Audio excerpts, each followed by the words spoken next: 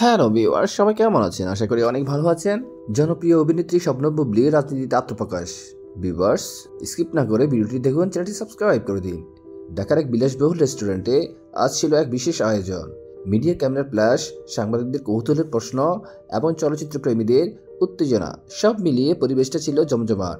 কারণ আজকের দিনের সবচেয়ে বড় সংবাদ ছিল শবনম বুবলির নতুন রাজনৈতিক দলে যোগ দেওয়া। শোবিজ থেকে রাজনীতিতে প্রবেশ নতুন কিছু নয়, তবে বুবলির এই সিদ্ধান্ত অনেকের কাছে চমকপ্রদ মনে হয়েছে।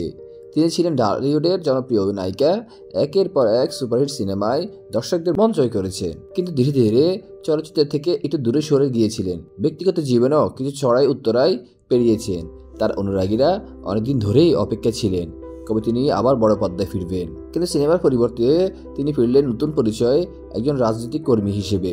সন্ধ্যার অনুষ্ঠান শুরু হতেই মঞ্চে উঠে এলেন বুবলি। তার পরনে ছিল গাঢ় সবুজ শাড়ি, যা নতুন দলে যোগ দেওয়ার প্রতীকী রং। মাইক্রোফোন হাতে নিয়ে তিনি বললেন, আমি সবসময় সমাজের জন্য কিছু করতে চেয়েছি, অভিনয়ের মাধ্যমে মানুষকে বিনোদন দিয়েছি, কিন্তু এখন আমি মানুষের জন্য সরাসরি কাজ করতে চাই। তাই এই নতুন রাজনৈতিক দলের সঙ্গে আমার পথ চলা শুরু করলাম। তার বক্তব্যের পরপরই দর্শকদের মাঝে এক ধরনের বিস্ময় কাজ করলো, কারণ এই দলটি বাংলাদেশের একটি নতুন উদীয়মান রাজনৈতিক সংগঠন, যার নেতৃত্ব দিচ্ছেন দেশের তরুণ সমাজের কিছু উদ্যমী নেতা।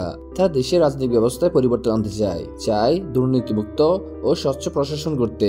বুবলির সঙ্গে এই দলে যোগ দিয়েছেন আরো কিছু সাংস্কৃতিক ব্যক্তিত্ব, অভিনেতা এবং সমাজের বিভিন্ন স্তরের মানুষ। দলের প্রধান সমন্বয়ক বললেন, আমরা বিশ্বাস করি দেশের ভবিষ্যৎ গঠনে সাংস্কৃতিক অঙ্গনের মানুষের গুরুত্বপূর্ণ ভূমিকা রয়েছে। বুবলির মতো একজন প্রভাবশালী অভিনেত্রী আমাদের সঙ্গে যুক্ত হওয়ায় আমরা আনন্দিত। আমরা একসঙ্গে কাজ করব, দেশের জন্য কিছু ভালো করতে চাই। বুবলির এই সিদ্ধান্ত নিয়ে মিডিয়ায় ব্যাপক আলোচনা শুরু হলো। কেউ বলল এটা শুধুই প্রচারণার একটি কৌশল, আবার কেউ বলল তিনি সত্যিই রাজনীতির জন্য উপযুক্ত কিনা তা নিয়ে সন্দেহ আছে। টকশোগুলিতে বিশ্লেষকরা বললেন, সেলিব্রিটিদের রাজনীতিতে আসাটা নতুন কিছু নয়, তাদের মধ্যে অনেকেই পরে হারিয়ে যান। দেখা যাক বুবলি কতটা দূর যেতে পারেন। অন্যদিকে সাধারণ দর্শকদের প্রতিক্রিয়া মিশ্র ছিল। সোশ্যাল মিডিয়ায় কেউ লিখলেন, নায়িকা হয়ে সিনেমার পর্দায় থাকলেই ভালো করতেন, রাজনীতি তার জন্য নয়। আবার কেউ সমর্থন জানিয়ে বললেন, রাজনীতি শুধু রাজনীতিবিদদের জন্য নয়, সমাজের সব শ্রেণীর মানুষ যদি এগিয়ে আসে তবেই পরিবর্তন সম্ভব। বুবলির জন্য এই নতুন পথ চলা সহজ ছিল না। তার দলটি ছিল নতুন, তাই রাজনৈতিক পরিমণ্ডলে জায়গা করে নেওয়াটা একটা বড় চ্যালেঞ্জ। অনেক পুরনো রাজনৈতিক শক্তির বিরুদ্ধে দাঁড়িয়ে কাজ করা কঠিন ছিল।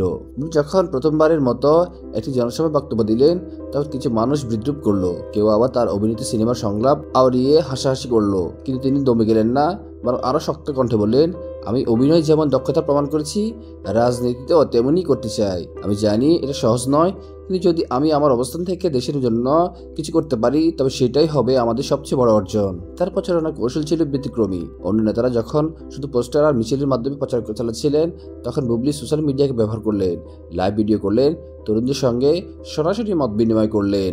এটি শুধু তার ব্যক্তিগত অর্জন ছিল না, এটি ছিল নতুন রাজনৈতিক শক্তির জন্য এক বড় অর্জন। বুবলি প্রমাণ করলেন তিনি শুধু সিনেমার নায়িকা নন, বরং বাস্তব জীবনেও একজন সংগ্রামী নেতা হতে পারেন। এটি শুধু একটি নতুন সূচনা। আমরা চাই পরিবর্তন, চাই দেশের উন্নতি। আমি প্রতিশ্রুতি দিচ্ছি জনগণের সেবায় সর্বদা নিয়োজিত থাকবো। শবনম বুবলির এই যাত্রা শুধুই রাজনীতিতে যোগ দেওয়ার গল্প নয়, এটি একজন নারীর নতুন দিগন্তে পদার্পণের গল্প। সমাজে প্রচলিত ধ্যান ধারণাকে ভেঙে প্রতিকূলতার বিরুদ্ধে লড়ে নতুন পরিচয় নিজেকে প্রতিষ্ঠা করার গল্প। তাই এই পদক্ষেপ শুধু রাজনীতির ময়দানেই নয়, বরং সামাজিক ক্ষেত্রেও এক বড় ধরনের পরিবর্তনের বার্তা দিল, যে নারী শুধু বিনোদন জগতে নয়, বরং সমাজের উন্নয়নে নেতৃত্বেও গুরুত্বপূর্ণ ভূমিকা রাখতে পারেন। ভিউয়ার্স, আপনাদের কি অভিমত তা অবশ্যই কমেন্ট সেকশনে পাঠিয়ে দিন। পরবর্তী সমস্ত আপডেট পেতে আমাদের সাথেই থাকুন, চ্যানেলটি সাবস্ক্রাইব করে দিন। ধন্যবাদ।